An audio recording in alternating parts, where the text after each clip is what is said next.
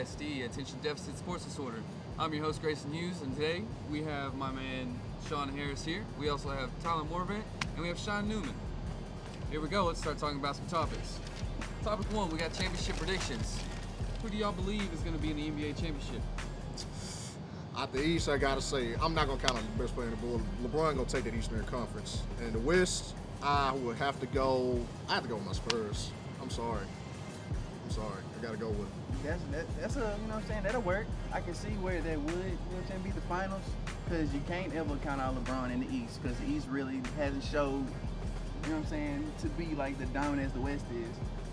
But in the West, you still got Steph Curry, you got the Warriors, and you still got James Harden and the Rockets.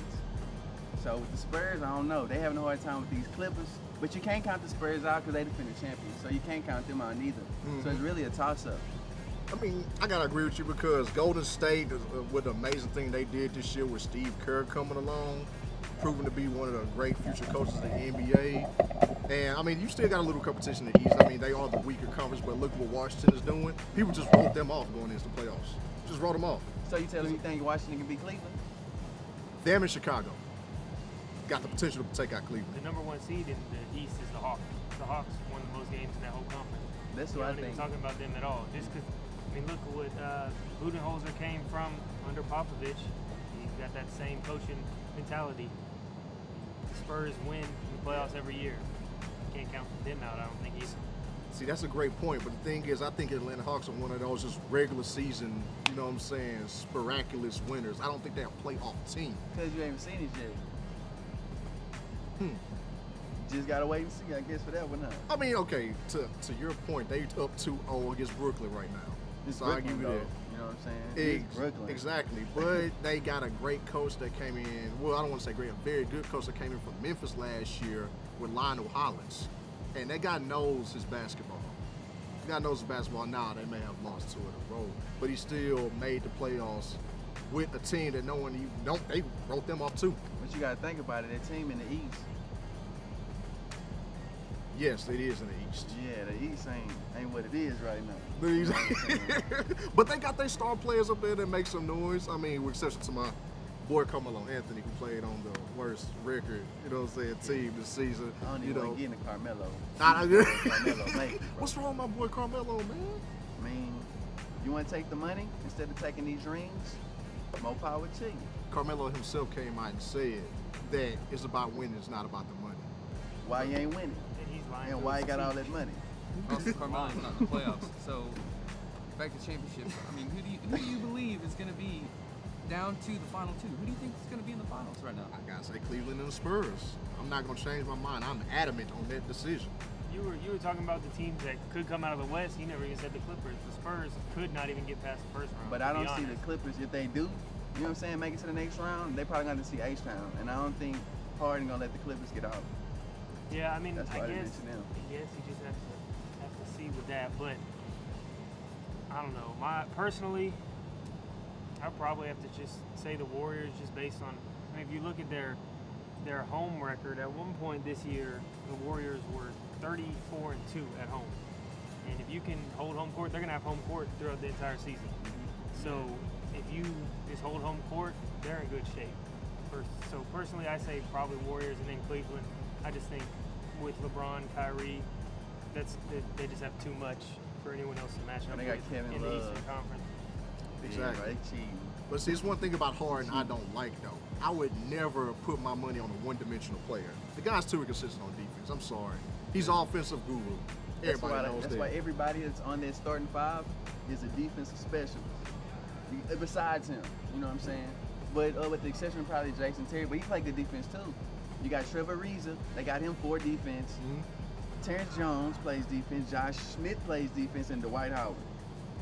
Okay, I agree with It's you all on defense that. around him. You think they got enough defensive talent to backpack him not playing defense? But there's a stat out there where it shows that with Harden on the court, they do play better defense Hey, than when it he's not on is. the court. It is. Okay, you may be right. But I still got to go with my boys Cleveland and San Antonio. Probably gonna say Offense. Cleveland and the Warriors, bro. Chef Curry with the shot. Yeah. All right, well, let's roll into our next topic with the Spurs and Clippers series is at 1-1. Who do you believe will come out of that series? Spurs and Clippers. Well, you just heard my championship predictions. Popovich all the way. Yeah. All the way. Don't get me wrong. Chris Paul is one of the best, if not the best point guard in the NBA. Despite all the great things Stephen Curry is doing, Kyrie Irving, Derrick Rose coming back for an amazing injury. I mean, it's so much point guard talent in the NBA. I can go on forever about that. But I gotta say, Spurs, those guys have won 4 to 5 championships by this. I'm sorry, experience beats out everything. I have to piggyback on what you said. You know what I'm saying? I would have to go with the Spurs too, because anybody know how many first round losses they have, like losing the series in the first round in the past 10 years? Very little. Yeah, I don't even know when they lost in the first round. That's why I'm just going to say the Spurs going to take that one, because you can't count them out until they lost already. And they do have Kawhi Leonard, who just won the Defensive Player of the Year. Yeah, it was monster. The upcoming future superstar, the San Antonio Spurs, that's what I'm saying. Now to Clippers, you know, to give them credit, they got some of the most athletic big men probably in the history of the NBA that are starting on the same side with each other. Blake Griffin, not only is he athletic, he's an amazing talent. I mean, they talk about this guy being predicted to be better than Karl Malone. Karl Malone, second all-time scorer in the NBA. How many rings he got? None. But he ran against Michael Jordan. Yeah, you He right. ran against Michael Jordan. And, I mean, so it's Michael Jordan. Yeah. I mean, you know, when you speak to people now, what player do they know the most? What player do they know the most? Michael Jordan. You know, Shoe game superb. this guy, when the Seattle Supersonics were at their peak, when they had Gary Payton, Sean Kemp, the Rainman, Herschel Hawkins, he said to Gary Payton himself before he started that series, I don't know why y'all getting excited. Y'all not going to win. And what did he do? Knocked him out. Took him smooth out. Good, bro. Going back to that series, though, I think the Clippers, if Tony Parker, because he rolled his ankle pretty bad game one, I don't know if you Yeah, remember that was a big blow. And if that keeps bothering him, Chris Paul is going to wear him out, because Chris Paul is going to play a ton of minutes every game. Yeah. He's not going to take any breaks. He's going to be in his grill all game. And if Chris Paul, if they can get that advantage at point guard, like you said, you think Tony Parker's still the best in the NBA, but if on a bum ankle, is he going to be able to keep up with CP3? Because he's undoubtedly one of the best. They going to give him one of the little leeways like they did Aaron Rodgers with his calf. Right. Yeah. I mean, yeah. we'll have to see. And with JJ Redick can score. He's a shooter. Mm-hmm. He can shoot with the best of them. And then Jamal Crawford off the bench, especially in the fourth quarter. That's a lot of he's dangerous. firepower. He's dangerous. So I guess I'll just have to go. I'll go with the Clippers. Clippers? I tell you what, with the Spurs, I feel like age is getting in there for the Spurs. I mean, yes, they have, they have the talent, yeah, of course, and they have the experience, but also you're looking at Tim Duncan's getting older. Mhm. He can't take as many minutes. But at the same time, he dropped 28 last night. 28 points. 28 points. It was also game 2, not game 6, game 7. You're right. He's going to be And he was still fresh played a game bunch 2. of- Yeah, you're right. I think the loss to Miami in a Game 7 proved that my Spurs cannot go all the way to a 7th game. It's either 5 or 6 games, and no go. So I do definitely agree with you on that point. Of course, health is definitely the most important thing. And credit to Doc Rivers with the team he had accumulated. If I wanted to go off a talent basis, they have the most accumulation of talent on their roster, in my opinion. I gotta give it to them on that. I mean, it's hard to put a first and second group together. So, talking talent here, who do you believe is going to be the NBA's MVP? It's no brainer. LeBron. Throw the H. You say NBA or the finals? Oh, I'm sorry. Or the NBA MVP. Well, NBA MVP. Throw them H's. It should have been LeBron. Grow in your my beard opinion. out. But I'm gonna go to say James Harden. Got to, bro. Without James Harden on the team, the Rockets are a lottery pick. Yeah. Well, I don't know about if no. with the Howard injury like Yeah. that, then probably. But I mean, if you look at, I think James Harden or LeBron James Harden probably deserves it this year. Stephen Curry, I think, will get it because the media seems to love Stephen Curry. The They best love player the on the best Warriors. team type yeah. of deal, yeah. And where if you just look at numbers and like you said, the Rockets, like Cuban said, he's not completely wrong. They're not a very good team aside from Harden. Yeah. Where But if you, like J.R. Smith said, if you look at really who's the most valuable player in the league, look at what the Heat did. They acquired Dragic, Whiteside came out of nowhere, and they got Luol Deng, who's a respectable small forward. And yes, Bosh was out for a while, but they still didn't even make the playoffs on a team that, look at their record last year. They had an incredible record. And then the Cavs go from, yes, they acquired Kevin Love and J.R. Smith and Shumpert, but J.R. Smith and Shumpert were on a sorry Knicks team, and Kevin Love was on a sorry Timberwolves team. Yeah. And so if you look at what they did just in 1 year, adding LeBron James, I don't think it's just coincidence that I believe that the most valuable player in the league is still LeBron James, but I think Stephen Curry will win the award this year, even though I think James Harden deserves it. So what I'm hearing is that if a candidate for the MVP is not in the playoffs, he shouldn't be considered for the MVP. Probably. No matter how his season turned out. Like Russell Westbrook, for instance. Yeah. Oh, man. I mean, he balled. He did what he had to do, but at the same time, you got a job to do, and you have a goal to reach at the end, and that's first step is making the playoffs if you want to win a championship. If that don't happen, nothing else matters. So I think that's probably why it's that way. I agree with that, but let's look at one of the MVP candidates, Stephen Curry. He's on a team where he's surrounded by loads of talent. Yeah, that's not fair. That's what exactly. That's what I'm saying. I mean, when you consider for the MVP candidate and you got loads of talent around you, is that talent helping you out to get to the MVP candidate, or are you the one pushing that talent? Yeah. That's why I look at James Harden for more than MVP. Like, James Harden has good players around him. There's no doubt about that. Very good players. But you look at Steph Curry, he has a whole lot more talent around him. And I don't believe in that whole, the MVP should go to the best player on the best team. You know, there's a lot of people we could throw out for that. Mm-hmm. I think the MVP should go to the best player on the one that helped out that team. Yeah. Like the one who helped push that team. So who did that? That just makes a better case for Russell Westbrook. Well, I feel like Russell Westbrook, if you look at numbers, maybe it's Westbrook, but you can't solely look at numbers because what if Kyrie goes down, Kevin Love goes down, and everyone goes down because Ibaka's gone and Durant's gone. So he has to do everything. What if those guys go down? Is LeBron gonna? What do you think? What kind of numbers do you think LeBron's gonna put up? Look at last year when he decided to take over. He scored 63 against the Bobcats. But it's the Bobcats. They were in the playoffs last year. The Thunder aren't this year. That's true. But see, LeBron has proven up in the past, up to his career, he's made players around him better. He does what he has to do to win. Yes. And then look, when he needs to take over, he'll take over. Look at what he did against the Celtics in that Game 6 when they had to win a few years ago. Yeah. He took over at one of the best games of his career. And so it's just, the only thing with Westbrook is that he did everything. He had to do everything, but it still wasn't enough to get them, because they had a chance. They had the 8th seed and lost it. It's not like they were trying to make the come up and didn't quite get there. They had it, and then they got taken over by the Pelicans. And just based on that, I don't think he can be considered. Well, he can be considered, but not given the award. All right. Well, thank you, Dan. Right now, we're going to go to a commercial break, and we will be back in just a few minutes.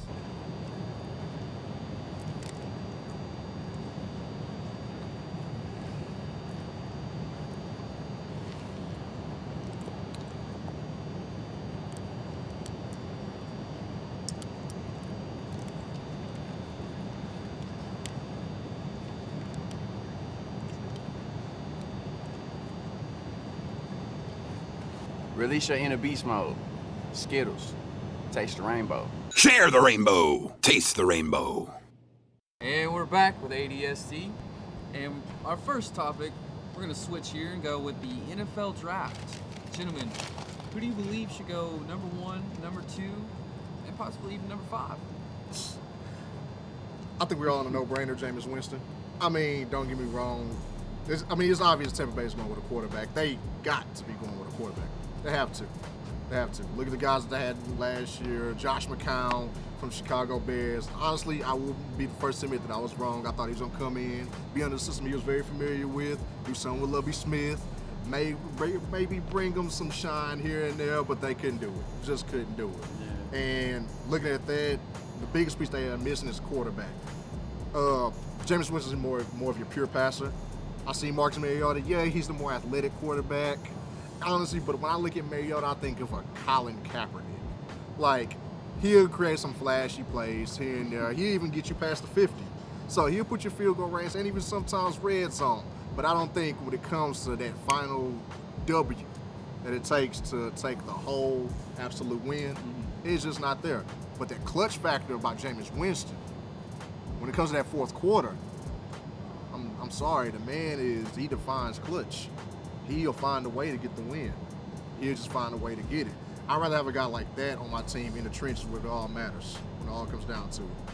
And Well, so, You bring up you'd rather have a guy like that on your team, and as of right now, his character is in question on what his off-field speculations are, About the what his crab off-field legs. activity is. Talking about the crab legs. Talking about the crab legs, talking about the rape allegations, Yeah. you know. But he kind of cleared up the crab leg situation. It was like somebody working with him. Like Well, one of his partners. it's still up in the air because Yeah. now Publix has come back and said that they don't give anybody any kind of store discount or anything through an employee. But also, and then he stood up on the table and yelled that obscenity. Like that's just stupid. Exactly. There's no excuse for doing that whatsoever. There's nothing you can possibly justify that with. I agree 110% with what you guys are saying. But boys will be boys. Yeah. We can all agree with that. Boys will He's be still, boys. What, 20, 21 years old? Yeah, I understand. And, he's making that, but I mean, how many people, we've all met somebody in their mid, late 30s, even 40s, still act like they 18 years old. Yeah. They want to go out, hang with their boys, still live the fast life, have a good time. What really has me believe he's over that, I saw his sit down with Coach Gruden. And he had the interview with Jim Harbaugh. And I think for sure, truly, he's really past that. I think he's really going to leave it back in the past. He's ready to move on to the next chapter of his life, be a grown man, take charge of a team, and ready to lead them into a winning season. I honestly think Winston gonna go first overall because it'd probably be a dumb move not to, pick him first because he's already in Florida State. He done brought a national championship there. You know what I'm saying? He already got the fan base in Florida. Why not just get the hometown kid and bring him, the starting quarterback? I think that's what the Texans should have done with Johnny Manziel, and he wouldn't have been probably as messed up as he is right now with the Browns because anybody that goes to the Browns, I believe they're going to be doomed if they play quarterback. But When I they have think- the history to back that. yeah, So. nobody's been successful playing for the Browns as quarterback. I think the Buccaneers,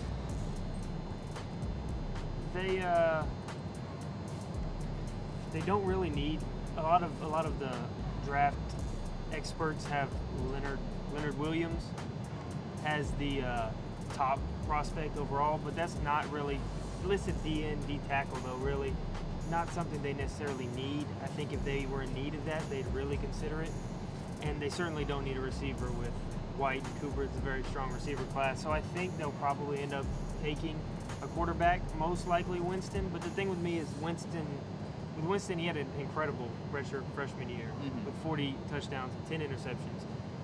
And then numbers can lie, but he had 25 touchdowns and 18 interceptions last year. 18's a lot. Yeah, man. for He gotta have like only- 42 touchdowns, like That is also 8 interceptions. But that's system. system. Yeah. But Winston, a lot of his interceptions were caused by receivers breaking off routes short and, under pressure in the pocket. But at the same time, 18 is still a lot. But he did have Kelvin Benjamin the year before, tall receiver. And who did the Buccaneers have at receiver? Vincent Jackson and Mike Evans, who are both Very tall. very tall receivers. Yes. So I think he could succeed. So I would say that they'll probably go with Winston. But at the same time, Mariota, I think he had only like 2 interceptions all year, something ridiculous, and 42 touchdowns. So you can't. No matter what offense he's like in. one read throws Yeah. though. He wasn't like making read first receiver, go to the That's- next. He wasn't doing that. Check Jameis down Winston was one. actually doing that. Mm-hmm. Well, So I when think he he's had to gonna be. roll out. But you already have one person you're looking for. A lot of those reads, he didn't have to look at one person and turn his head, make another read, and throw it that way. Once he sees the first person open, that's when he's getting rid of it. And he That's already knows why once I it's think if premeditated. the Eagles, they have all those quarterbacks, but if they could somehow get Mariota, I think he fits that offense perfectly. Definitely. But- Especially being with Chip Kelly, who came exactly. from That's Oregon. that offense, T-Bone. and he knows exactly. But But what I about don't Tim know. Tebow? That is an interesting topic. There I will think be- if there's any offense that he could succeed, it's the Eagles. But we'll just have to see. 'Cause You I gotta don't wait know. on Tebow. You just Tebow until Tebow comes Now, out. there is one thing I would like to say in the fact that people are always talking about, especially in this generation of NFL, oh, the quarterback is so amazing. Even my favorite quarterback in Peyton Manning is a great guy, but you have to also remember, a quarterback is nothing without the guys protecting him You're and the right. guys he's throwing You're it to. exactly right. So, I mean, they're already having quarterback problems. They've got, what, 5 or 6 already? Do you Eagles? honestly believe? Yeah, the Eagles. Do you honestly believe they're going to take another quarterback and throw him in the mix? I don't see them doing it. I mean- But it's Chip Kelly. Did you see him You're trading right. LaShawn McCoy? We don't know what that guy's doing, do we? Yeah, We don't know totally absolutely know what the guy. Sean McCoy is hands down one of the top 3 to 5. Would y'all agree? Top Yeah. 3 to 5 running backs in the field, and you just give him away like that without a second thought to get who was that? Kiko Kiko Alonso. I mean, okay, he played in your system in the past. Okay, fine. Yes, I understand. NFL is all about strategy, but I'm sorry, I would have got a lot more. I would have got half the house out of Buffalo before I gave away LaShawn McCoy. I'm sorry. Look at what the Vikings are demanding: a first-round pick and a starting cornerback for Adrian Peterson. Yeah. And Well, he's Adrian 8 feet, Peterson, dog. he's better His than McCoy. contract is retarded. but Nobody wants He's him. better than McCoy, in my opinion. But at the same time, is he that much better? Kiko Alonso versus a first-round pick and a starting corner. I don't know. But I I- think they could have got more. For I low-key LaShawn think McCoy. the Vikings throwing it out there to keep people away because they don't want to trade AP. I agree. I don't think they want to. That's why they're not restructuring his contract to make it cheaper for nobody else to get him or nothing. They keeping it high so they can be one of the only teams that can pay him. And then they throwing all these crazy stuff because the Texans said they wanted 3 first-round picks for their first round last year with Clowney. They were just throwing it out there to get people to back up and quit asking them questions. That's all that is. Well, and Clowney's been questionable even without his injury. His work ethic, his effort, he's been questionable ever since he got there. He was But I'm questionable saying in college. before the draft, when they had him projected to go number 1, Mhm. the Texans said they would trade their first pick for 3 firsts. Mhm. That's just to get people to, okay, I'm not talking to you no more. You got it, big dog. And yeah, So I think that's what the Vikings doing. Clowney, I mean, I gotta say, coming out of college, yeah, the only thing that was the biggest concern to me coming out of college was his toughness. Are you ready for this grown man atmosphere? Because one thing I should say about the NFL is they be drafting these guys age of 19 years old, 20 years old. I think the youngest player ever drafted was like 16 or 17, and Mobile Okoye, y'all remember him? D tackle that Texas drafted. Youngest player ever drafted in the NFL. Now, we don't even know where he is. This is a grown man sport. It's gladiator Just got cut stuff. by Dallas. Dallas just cut him. Yes, I gotta admit that. But I'm talking about when you start throwing fish in a shark pit. These boys are getting destroyed when they come into But the you NFL. can low key, you can't really say Clowney a fish in the shark pit because when he was in college, he destroyed anybody in front of him. But he was also playing around his peers. Okay, he got to grow. You know what I'm saying? How many other rookies come in their first year at defensive end in the NFL and just destroy everybody? Plenty. But you also have those. Who are them? Who the hell were Ndamukong Suh they? His rookie year? did a great job. Okay, how big is Ndamukong Suh? He's a whole different kind of player. Ndamukong Suh is a defensive tackle. He is a whole different person. He's baby Donkey Kong or something. That is a whole different person, bro. Clowney is on his edge, bro. He got to go against the elite left tackles and the elite right tackles. Right. It's 2 different types of ball games, bro. Speaking of the Texans, what do you think they're going to do this year? Because people, I mean, aren't happy right now with that pick, but I mean, he could turn out to be what he was expected. But what do you think they'll do this year? I want to go ahead and shine some light, first of all, to the head coach and Bill O'Brien. The guy's a good coach. The guy's a good coach. I mean, Texas have talent, but they are not talent stacked like someone like the Seattle Seahawks, where almost any coach can come in, Yeah. coach them to a winning record. Yes. Oh, nah. And so, and he, not only is he a good coach, the guy is smart. He went and got Romeo Crennel, the guy that was on the championship New England Patriots. The guy knows defense. The guy's on defense. So you basically got 2 head coaches on that team that is ready to coach these guys to a winning season. They already done it last year. What, Texas was number 1 in turnovers last year? With the talent that they have, that secondary is piss poor. They invested all their money in Jonathan Joseph and what he's done since then. I think Raheem Moore's a good pickup, though. I'd say. I think he probably one of the best one in So- secondary, though, Raheem Moore. So then, what do y'all believe that they should do with their first round pick? I think they need to get somebody to replace Andre. And I think, like, if you say somebody to replace Andre, you're going to need somebody with that same body size, that frame. Doyle Green Beckham from Missouri, Oklahoma. Mm-hmm. Yeah, I think that's what they need to get to take Andre's spot. I think he'll fit in and just be the same kind of a person, like, you know what I'm saying? Role player just like Andre was. With the deep receiver class, do you think they should just wait until 16 and just take Green Beckham if he's still there, or whoever's there? Or do you think first chance. Do you think they'll do something like the Falcons did a few years ago and trade the house for Julio Jones, which, I mean, it's worked out for Julio and the Falcons offense in his stats, but they as a still team, haven't gone to the Super Bowl. they didn't make the playoffs in the last 2 years. So low-key, they need another linebacker, really. So they could address that need in the first round, and in the second round, I think they can go But get a sleeper I don't and think Desmond there's- Willis. A linebacker?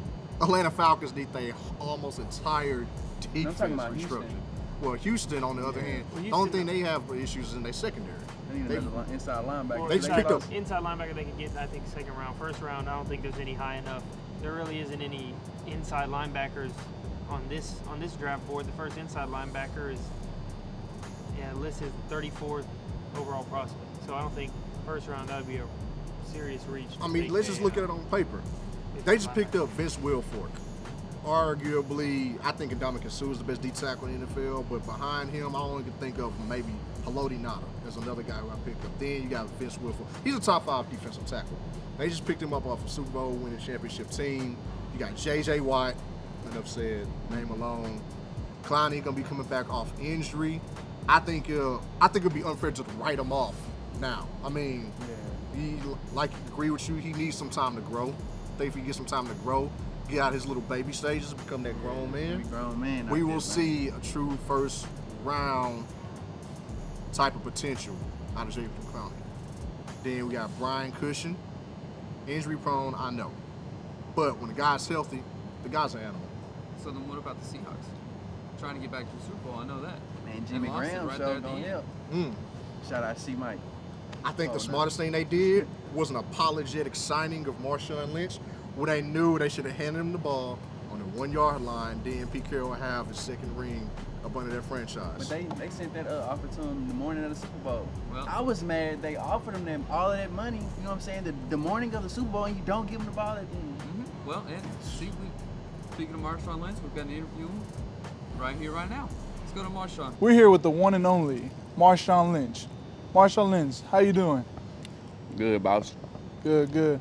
So what were you doing in your off season? I'm just trying to get back to the Super Bowl, boss. Did you feel that you should have got the ball on the last play? Bad question, right? Well, I don't want to get this beast mode upset. So, do the Skittles give you an advantage? You mind if I have some?